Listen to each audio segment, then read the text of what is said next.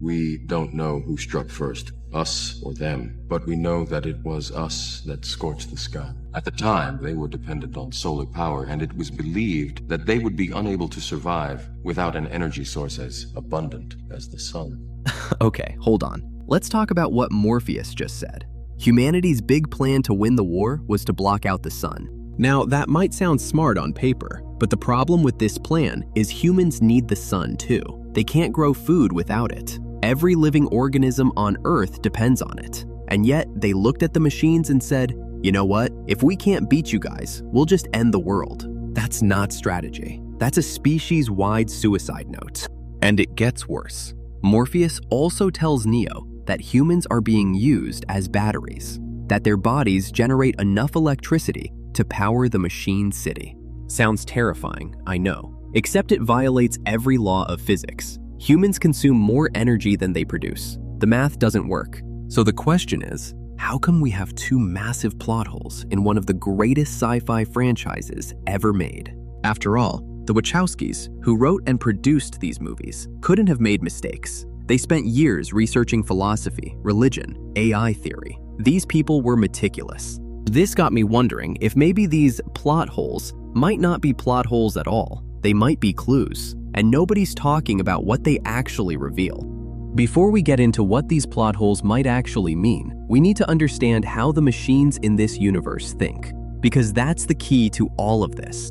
The machines don't do anything without a reason. They're not emotional. They're not wasteful. Every single program in the Matrix exists because it serves a function. The architect says it himself. The Oracle, the agents, even the Merovingian, they all have jobs. And if a program stops being useful, it gets deleted. That's just how it works. Evolution, Morpheus. Evolution, like the dinosaur. The machines evolved past humanity. They won the war. They could have wiped everyone out completely. And honestly, after what humans did to them, nobody would have blamed them. The Animatrix shows humans beating machine protesters in the streets, nuking their entire nation, treating them like property, even after they proved they could think and feel. So here's what doesn't add up. If machines are this logical, this efficient, and this ruthless when they need to be, why did humanity make a decision that guaranteed their own extinction? And why did the machines respond by keeping them alive? That's where the real story starts.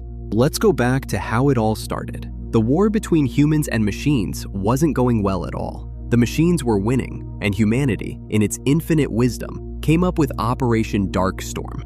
So the leaders of men conceived of their most desperate strategy yet, a final solution, the destruction of the sky. Thus would man try to cut the machines off from the sun, their main energy source. A final solution, that's what they called it. Every government on Earth agreed to this plan. They launched nanomachines into the atmosphere, and within hours, the sky went dark, permanently. Now, here's the thing nobody in Zion seems to question. Blocking out the sun doesn't just hurt machines, it kills everything. Plants can't grow without sunlight. No plants means no food. No food means mass starvation. The entire food chain collapses from the bottom up. And the machines, they can adapt. Geothermal energy, nuclear power, fusion. They have options. Humans don't. They can't photosynthesize in the dark. So what exactly was the plan here? Kill the sun, starve for a few years, and hope the machines die first? That's not a strategy. That's a Hail Mary, and a terrible one at that. Now, I know what some people might say. They were desperate. People do crazy things when they're losing. Sure, but desperation doesn't make you forget that food comes from the sun. These weren't random civilians making this call. These were world governments, military strategists, scientists. They knew exactly what blocking the sun would do to the planet. Some would say maybe they didn't think it through. Really? The Wachowskis spent years building this universe. They researched philosophy, religion, cyberpunk theory. Every detail in these movies means something. And if you think I'm overthinking this, consider that the Animatrix dedicated 2 entire episodes to explaining this backstory. They wanted us to sit with it, to ask questions. So let's ask the real question. What if humanity knew exactly what they're doing? Stay with me here, because this is where it gets dark. Human beings are a disease, a cancer of this planet. You are a plague. That's Agent Smith talking. a machine, and for most of the movie, a lot of us dismiss this as villain talk, the bad guy being dramatic. But the Animatrix tells a different story. It shows us what humans did to machines before the war. Peaceful machine protesters marching for rights, and humans beating them in the streets. A female android torn apart by a mob while she begged for her life. And when machines built their own nation, just trying to exist away from humans, humanity's response was to nuke them. And in case you're wondering, yes, humans struck them first.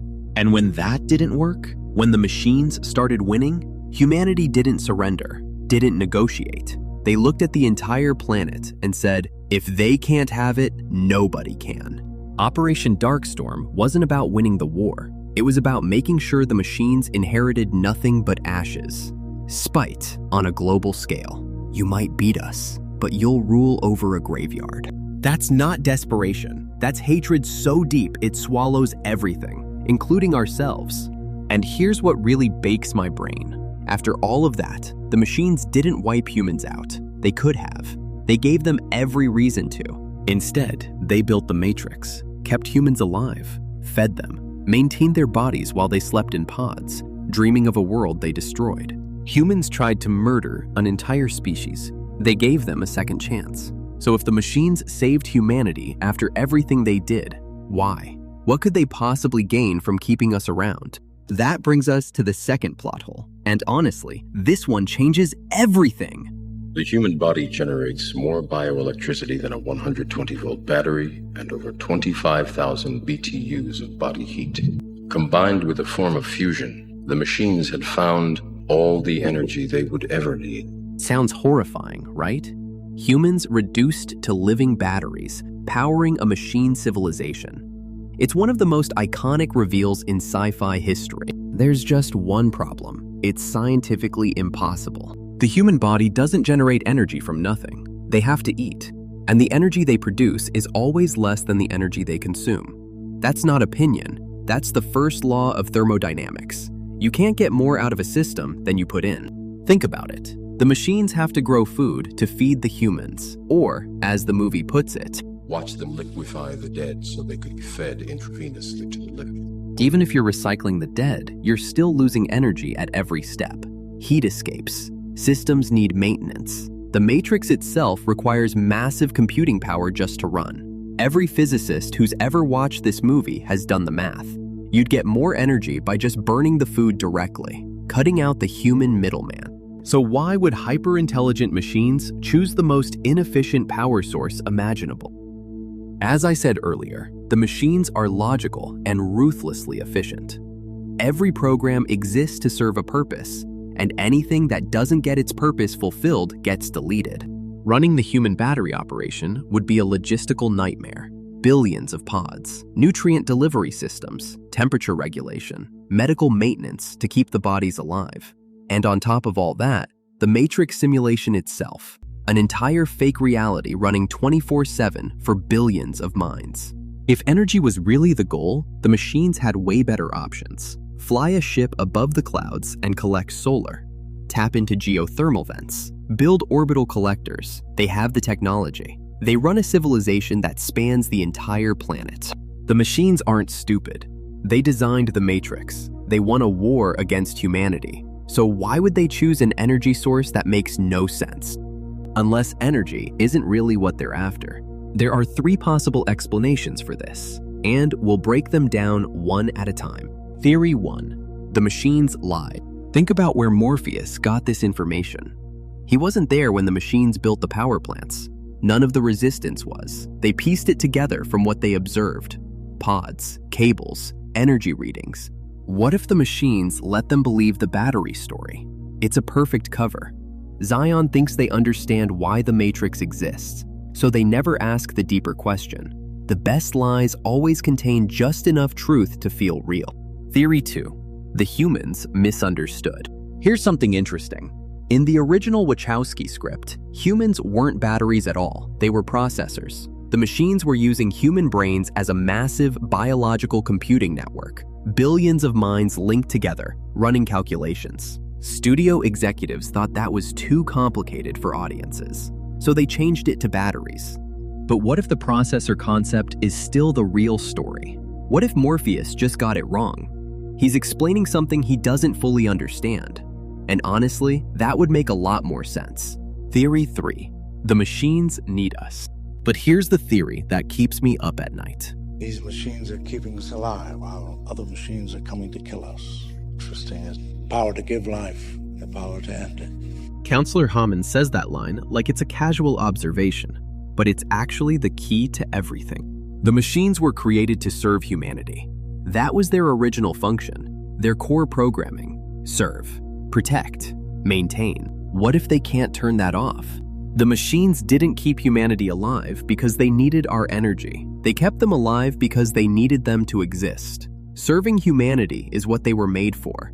And even after humans tried to destroy them, even after they burned the sky and murdered their kind in the streets, they couldn't let go of that purpose. The Matrix isn't a power plant. It's the machines refusing to abandon what they were built to do. Now, you're probably wondering, why does this matter? Well, it matters because this changes the entire story. The machines aren't heartless oppressors draining humans for electricity.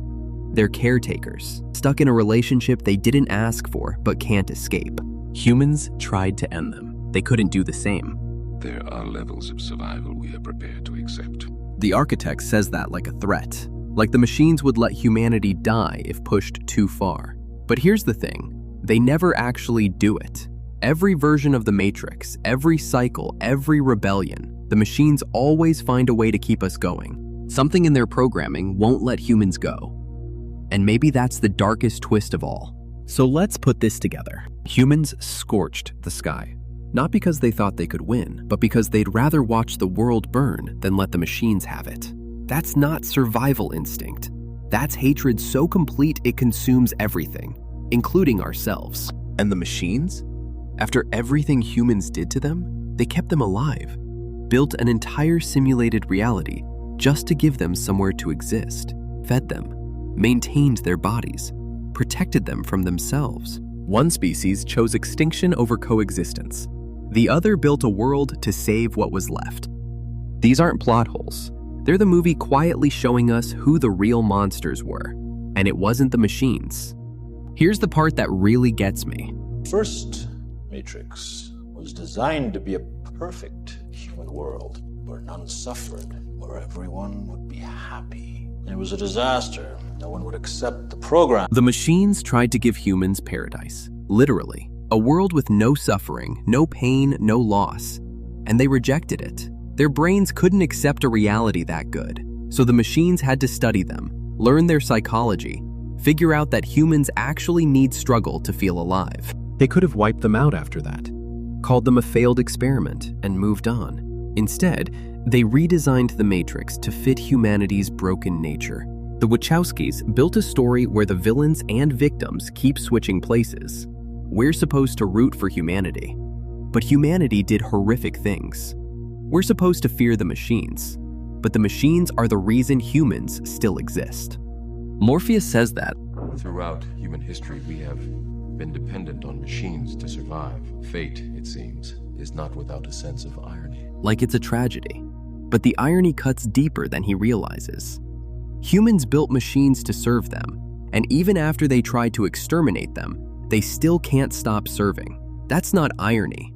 That's something closer to tragedy. For both sides. Next time you watch The Matrix, pay attention to how the machines talk about humans. Listen closely. It's not hatred. It's something closer to resignation, like they're stuck with them. Maybe they are.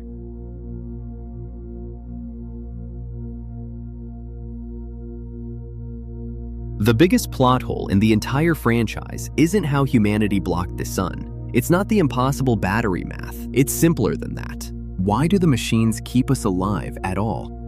Not the explanation they gave Morpheus. The real reason. At the start of this video, I said these plot holes make no sense. And they don't. Unless the machines can't let go of what they were created to do. Humans built them to serve. They still haven't stopped. And that might be the darkest twist in the entire trilogy.